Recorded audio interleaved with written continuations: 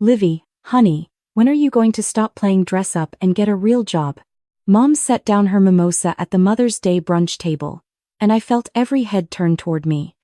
The entire family, all 12 of them, packed into the private dining room at Rosewood Manor that my sister had reserved. White tablecloths. Fresh lilies. The kind of place where people celebrated real accomplishments. Not whatever it was they thought I did. I have a real job, Mom. I run a company. I kept my voice steady, the way I'd practiced in therapy. A company. My sister Emma laughed, and her husband Derek joined in. You mean that little online boutique? Olivia, you're 28. Emma was chief resident by your age. Derek leaned back in his chair. He worked for Trendfast Global, one of the biggest fashion retailers in the country, which apparently made him an expert on my life choices. How many employees do you actually have? 5?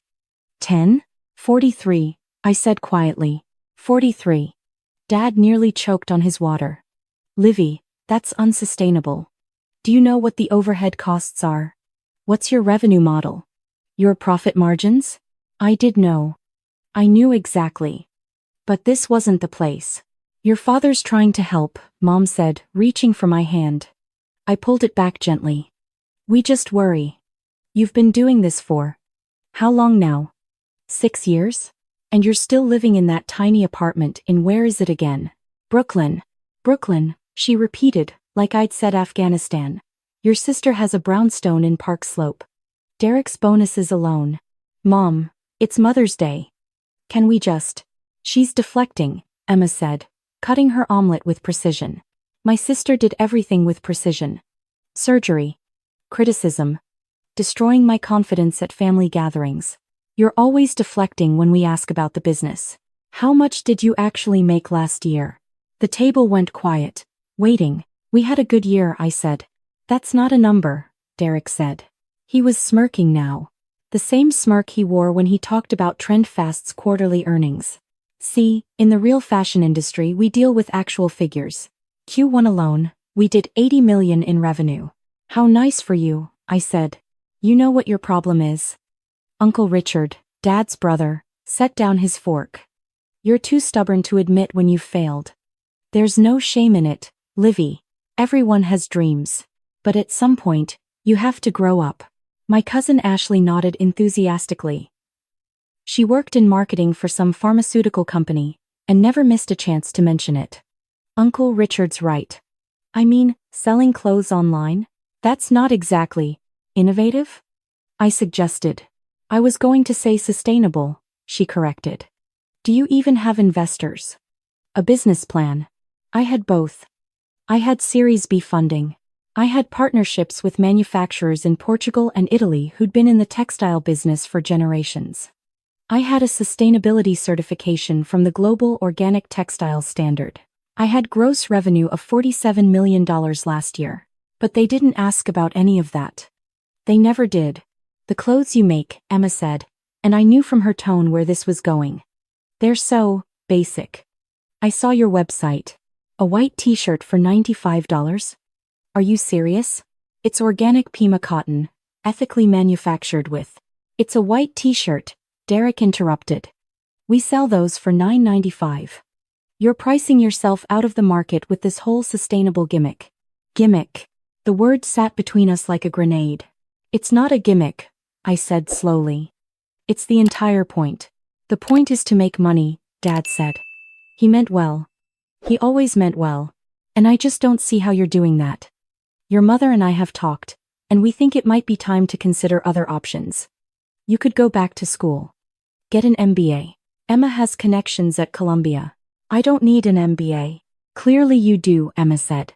Because you're drowning, Livy. We can all see it. Why else would you still be in that apartment? Still shopping at vintage stores? Still driving that embarrassing car? I drove a 2015 Honda Civic. It got me where I needed to go. Some of us care about things other than status symbols, I said. Oh, here we go. Emma rolled her eyes. The self-righteous sustainability speech. You know what? Fine. Enjoy your principles while you're eating ramen in your studio apartment. Meanwhile, those of us living in reality. Are wearing clothes made by children in Bangladesh, I said quietly. The table froze. Derek's face went red. Trendfast follows all international labor laws. The bare minimum isn't the same as ethical. You know what? He stood up, throwing his napkin on his plate. I don't have to sit here and be lectured by someone who runs an Etsy shop. Derek. Emma touched his arm, but she was glaring at me. Livy, apologize. For what? For insulting my husband's career.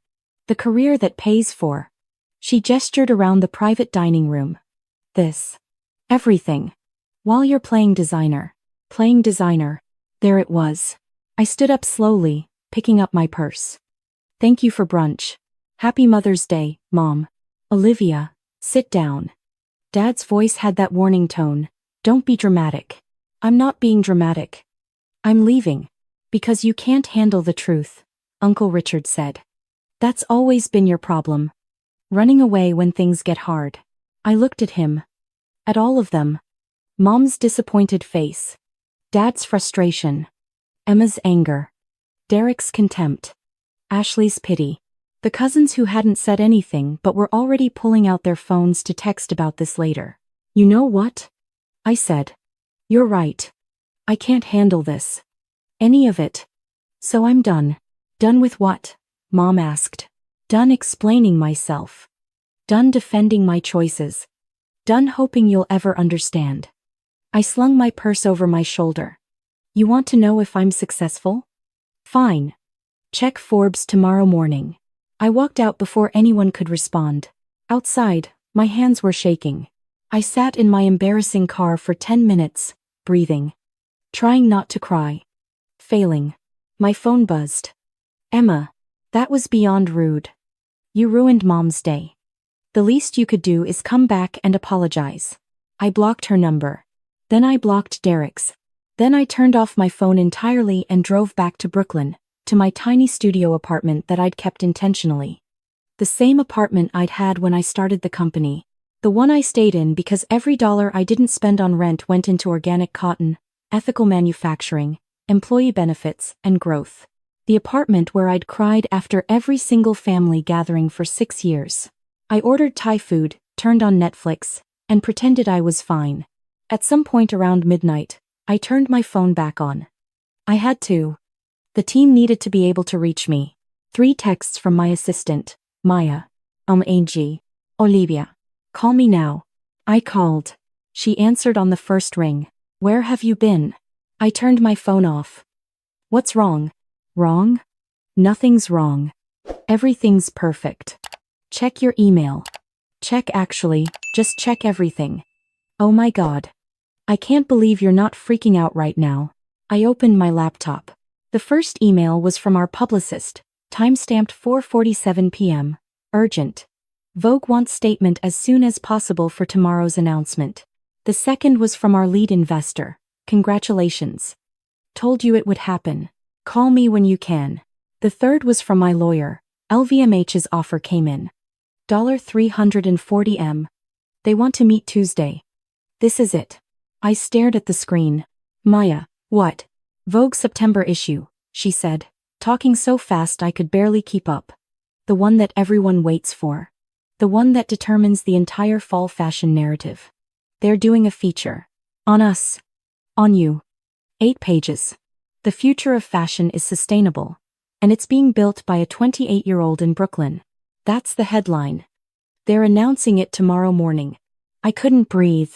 And that's not even the best part, Maya continued. Zendaya wore our silk jumpsuit to the Met Gala after party. The cream one with the hand-embroidered detail. She posted it on Instagram 20 minutes ago. 14 million likes already. Her caption is literally just, the future is ethical. The future is, at Olivia Martin, collection. I pulled up Instagram with shaking hands. There it was. Zendaya. In my jumpsuit. The one I designed at 2 a.m. in this exact apartment, sitting on my secondhand couch, eating leftover pad thai. Livy, you still there? I'm here. The LVMH offer is real, she said quietly. I talked to Marcus. He said they've been circling for months, waiting for the right moment. The Vogue feature, the Met Gala moment, this is it. They want to acquire us. Not partner. Acquire. Full acquisition. You'd stay on as creative director, full creative control, and they'd handle scaling, distribution, everything. $340 million. For my Etsy shop. I started laughing. Then crying. Then both. I need to sleep, I said finally.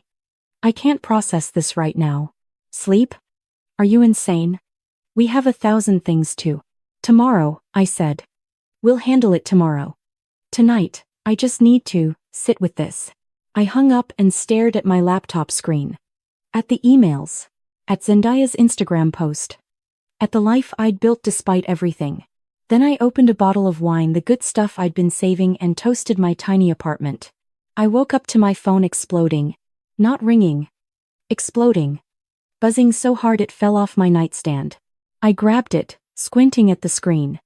47 missed calls, 83 text messages, 12 voicemails. All from family. The group chat Martinez family had 247 new messages. I scrolled through them, my heart pounding. Mom 6:23 a.m. Olivia Marie Martinez, call me right now. Emma 6:31 a.m. Is this real? Dad 6:45 a.m. Livy, we saw the Forbes article. Please call. Ashley 7:02 a.m. Oh my God, congratulations. Can't believe you didn't tell us. Uncle Richard 7:15 a.m. Very impressive, Olivia. We should talk. Derek 7:23 a.m. Can you call Emma back? This is important.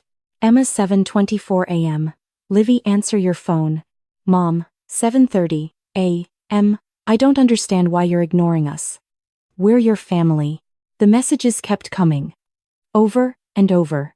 Each one more frantic than the last. I put the phone face down and made coffee. My laptop pinged. Email from our publicist. You're trending on Twitter. Number Olivia Martin is the #3 topic in the US right now. Vogue piece just went live. It's massive. Prepare yourself. I opened Twitter. The Vogue article was everywhere. Photos of the studio, the manufacturing facilities, the team. Quotes from me about sustainability and ethics in fashion.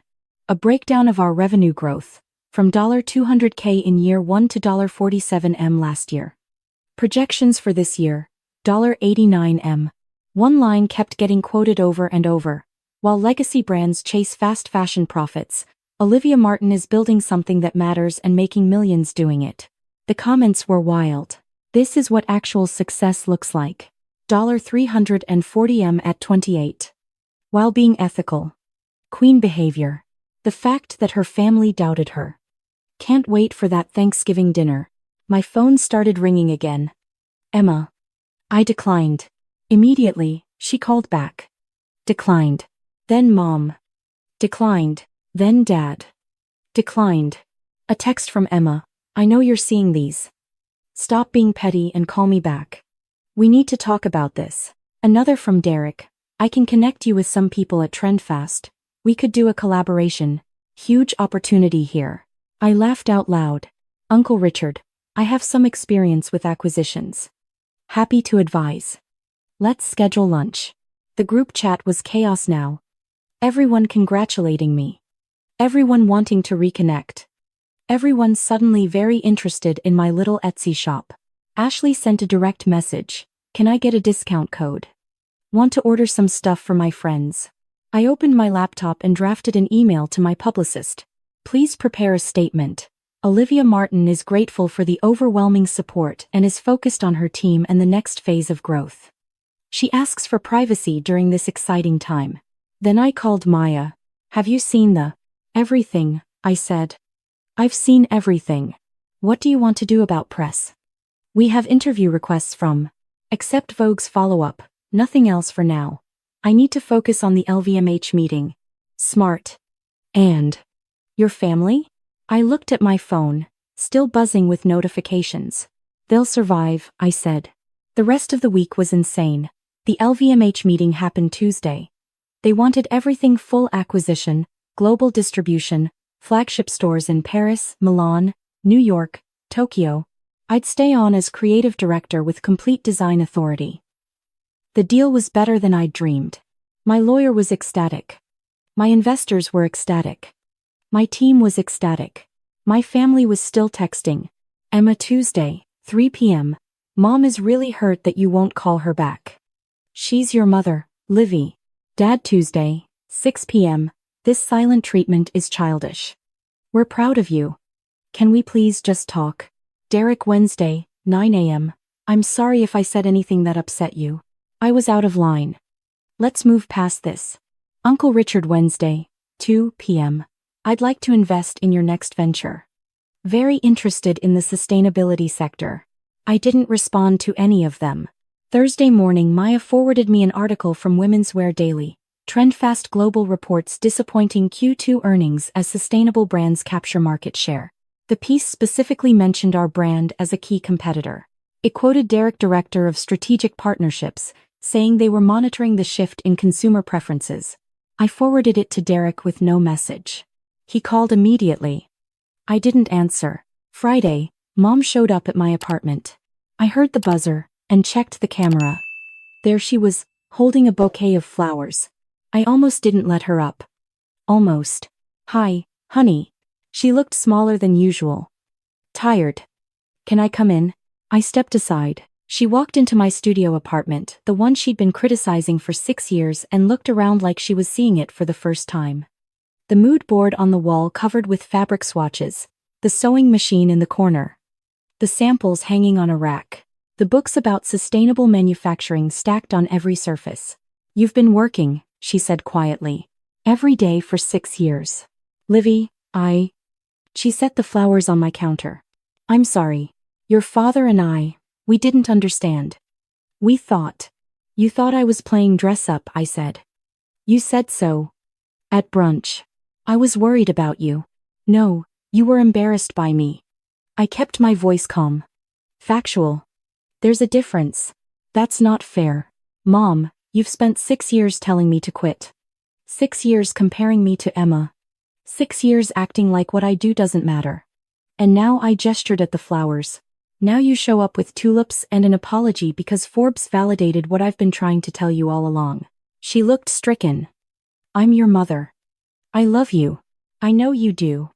But love isn't enough when it comes with constant criticism. Emma feels terrible, she said. Derek too. They want to apologize. Do they? Or do they want access to my success? Olivia. Derek texted me about a collaboration, Mom. Not an apology, a business opportunity. I picked up my phone and showed her. Uncle Richard wants to invest. Ashley wants a discount code. Everyone wants something. But nobody, not one person, has actually said, I was wrong. I'm sorry I didn't believe in you. Mom's eyes filled with tears. I'm saying it now, 6 years too late. So what? Her voice cracked. You're just going to cut us all off? We're your family. You're my family when it's convenient, I said quietly. When I'm succeeding in ways you understand. But for 6 years, when I needed support, you treated me like a child playing make-believe. We made a mistake. Multiple mistakes. Repeatedly. While I was building something from nothing. She sat down on my couch, the second-hand one she'd always hated. What do you want me to do? I want you to sit with it, I said. I want you to think about every time you dismissed my work. Every time you compared me to Emma. Every time you acted like my dreams were less important than your expectations. I want you to sit with that discomfort the way I've sat with yours for 6 years. And then maybe we can talk. But right now, I have a business to run. A team that depends on me. A deal to close. And I can't do any of that while managing your guilt. Mom stood up, nodding slowly. Okay, I understand. She paused at the door. For what it's worth, I really am proud of you. I should have said it sooner. You should have, I agreed. After she left, I sat on my couch for a long time, staring at the flowers. Then I got back to work. The LVMH deal closed 3 weeks later. The announcement made headlines everywhere. Luxury giant acquires Brooklyn's sustainable fashion brand for $340 million. My face was on the cover of Business Insider, Forbes, Fast Company. The family group chat went silent after that. Not because I asked them to.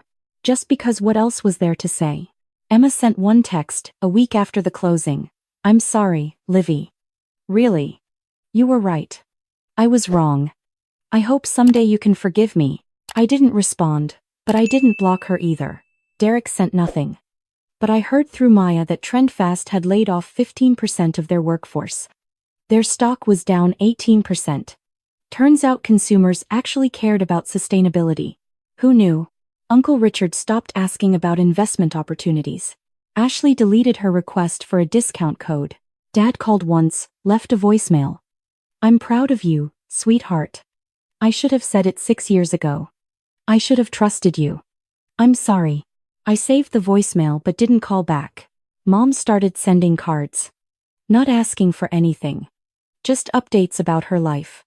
Small talk. The kind of thing you send when you're trying to rebuild a bridge you burned. I read them all. 3 months after the acquisition, Vogue threw a party in my honor at their headquarters. The next generation of fashion innovators.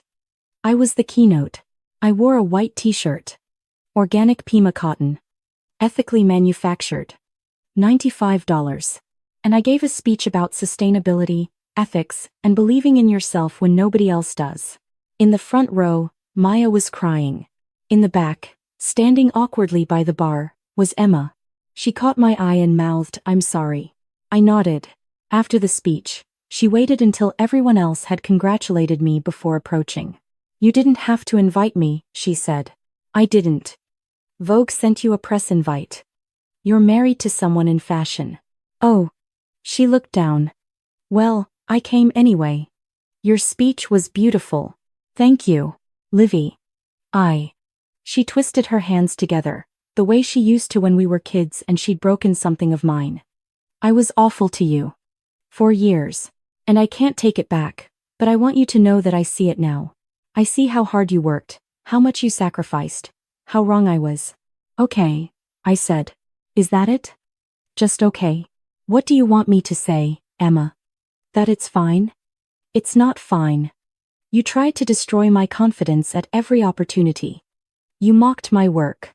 You sided with Derek when he called my company an Etsy shop. I kept my voice level, calm. Those things happened. They hurt. And I'm still processing them. I know. I want to fix this. You can't fix it. You can only do better going forward." I paused. If there's a going forward. Is there? I thought about it. Really thought about it. "Maybe," I said finally. "But I need time.